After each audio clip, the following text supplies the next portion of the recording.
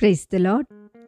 శ్రీమతి Charles Cowman గారి రచనల నుండి ఎడారిలో సెలయేర్లు అను గ్రంథము నుండి అనుదిన ధ్యానములు. నేను నడిచి మార్గము ఆయనకు తెలియను. ఆయన నన్ను శోధించిన తరువాత నేను సువర్ణము వలె కనబడుదును. యోబు గ్రంథము 23:10. తుఫానులోనే విశ్వాసం అభివృద్ధి చెందుతుంది. తుఫానులు గుండా నడిచి వచ్చిన ఆత్మలకు ఈ సత్యం చక్కగా తెలుస్తుంది. విశ్వాసం అనేది దేవుడిచ్చిన జ్ఞానేంద్రియం. దీన్ని ఉపయోగిస్తే అదృశ్యమైన విషయాలు కూడా తేటగా కనిపిస్తాయి. అసంభవం అనుకున్న విషయాలు జరుగుతాయి. అది అలౌకికమైన విషయాల పరిధిలో తిరుగులాడుతూ ఉంటుంది. ఇది తుఫాను వేళల్లో అభివృద్ధి చెందుతూ ఉంటుంది. అంటే ఆత్మీయ ప్రపంచంలో వాయుగుండాలు ఏర్పడి తుఫాను వచ్చినప్పుడన్నమాట. గాలి, నీరు లాంటి పంచభూతాల అల్లకల్లోలం వల్ల తుఫానులు ఏర్పడతాయి.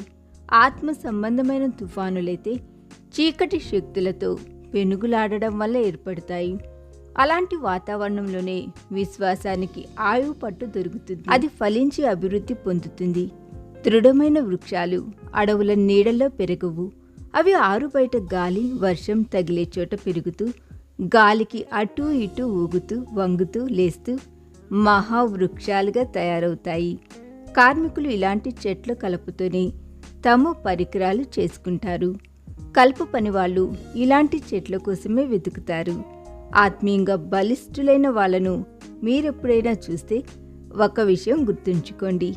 వాళ్ళ చెంతకు మీరు చేరాలంటే మీరు నడిచి రావాల్సింది వసంతకాలపు పుష్పాలు విరిసిన వెలుగు పాటపై కాదు, ఇరుకుగా ఎక్కలేనంత ఏటవాలుగా రాళ్లమయంగా ఉండి నరలోకపు తుపాకీ మందు పేలుతూ నిన్ను ఎగరగొట్టే ప్రమాదాల నుండి ఉన్న దారి. ఆ దారిలో పదునైన రాళ్ళు గాయాలు చేస్తాయి. పొడుచుకు వచ్చిన ముళ్ళు నీ నుదుటిపై గీసుకుంటాయి. విష జంతువులు దారికి ఇరుప్రక్కల బూసలు కొడుతుంటాయి. అది విచారం, సంతోషం ఏకమైన దారి. గాయాలు, వాటిని మాన్పే మందు కూడా ఆ బాటలోనే ఉన్నాయి.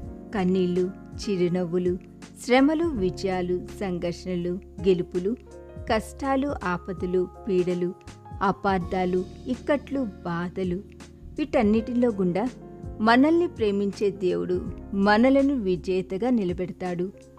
తుఫానుల్లో ప్రళయకాల పెను తుఫాను నట్ట నడుమ శ్రమ అనే పెనుగాలికి వెరిచి నువ్వు వెనక్కి తగ్గుతావేమో, ముందుకు సాగిపో. నీ శ్రమలన్నిటి మధ్య నిన్ను కలుసుకోవడానికి దేవుడు అక్కడ ఉన్నాడు. ఆయన తన రహస్యాలను అక్కడ నీకు చెప్తాడు.